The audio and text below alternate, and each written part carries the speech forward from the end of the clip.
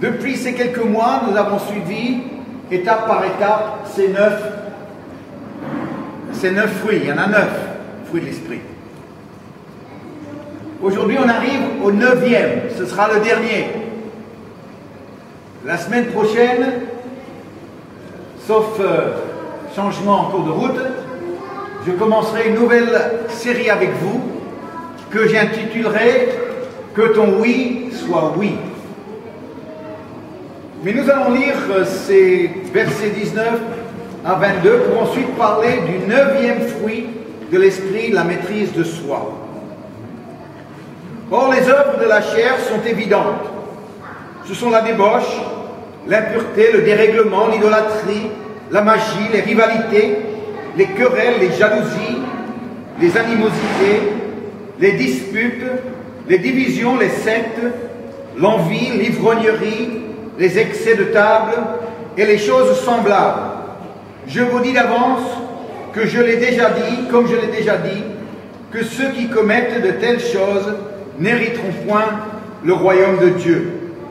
Mais le fruit de l'esprit, c'est l'amour, la joie, dites-les avec moi, l'amour, la joie, la paix, la patience, la bonté, la bienveillance, la foi, la douceur, la maîtrise de soi. La loi n'est pas contre ces choses. C'est pas parce qu'elle figure en dernier, la maîtrise de soi, qu'elle est la moins importante. En fait, Pierre, dans sa liste à lui, dans 2 Pierre chapitre 1, on retrouve la maîtrise de soi dans sa liste, en 4e position. C'est un des éléments essentiels si vous voulez devenir un chrétien spirituel. Pourquoi? Parce qu'il y a des chrétiens charnels, il y a des chrétiens spirituels, et Dieu veut les chrétiens spirituels. C'est bon. Et être spirituel, c'est pas crier Alléluia tous les 2 secondes. Être spirituel, c'est pas avoir un discours Dieu m'a dit, Dieu m'a dit, Dieu m'a dit. Être spirituel, c'est avoir 9 qualités dans ta vie qui ont poussé par la présence du Saint-Esprit dans ta vie. Ces 9 qualités-là. La maîtrise de soi. Mais que faut-il maîtriser finalement? Rappelons-nous que quand on parle des fruits de l'esprit, on ne parle pas de qualité humaine, naturelle. On parle de quelque chose qui est une évidence dans ta vie parce qu'il y a une communion avec le Saint-Esprit, parce que le Saint-Esprit est en train d'agir sur ton caractère, sur ta vie, sur la personne que tu es, et parce qu'il y a une présence de l'Esprit agissante dans ta vie, il y a ce fruit qui s'appelle la maîtrise. La maîtrise de soi. La maîtrise de soi, c'est la maîtrise de moi. C'est l'ego. Et l'ego, le moi, a besoin d'être maîtrisé. Et s'il a besoin d'être maîtrisé, c'est parce que c'est une force puissante dans la vie de tout être humain. Une force que si elle n'est pas maîtrisée, elle sera destructrice sur la vie spirituelle dans la vie de la personne. Elle a besoin d'être tenue. Le moi, ma volonté, mes désirs, mon opinion, mon épanouissement, mon orgueil, ma conviction, mon bonheur, mon plaisir, mon confort, ma réussite, mon ministère, moi, soi. Si le moi non maîtrisé, ou si le moi n'est pas maîtrisé, eh bien, je ne pourrai pas penser aux autres. Je ne pourrai pas. Je ne pourrai pas agir pour les autres. Parce que le moi, eh bien, pèserait trop sur ma vie.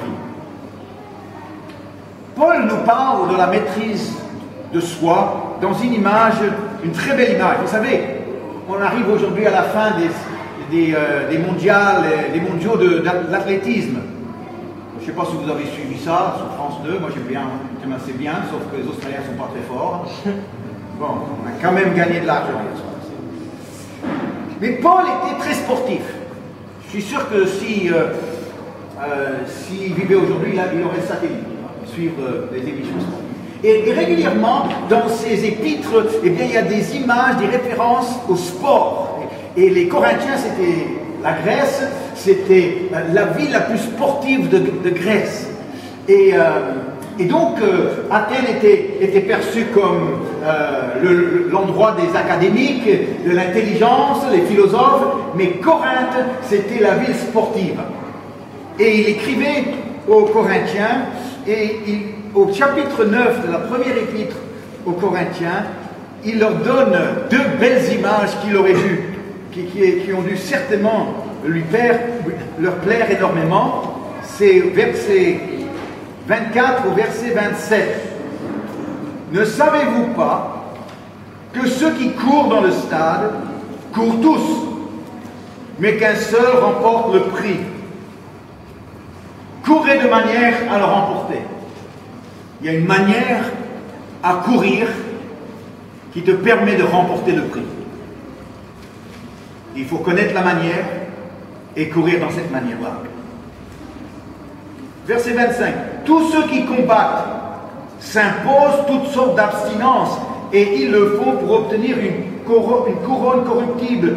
Mais nous faisons-le pour une couronne incorruptible.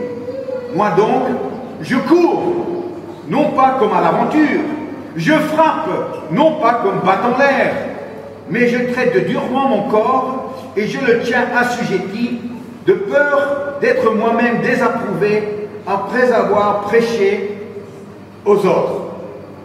Ici, il parle d'un coureur et il parle d'un boxeur.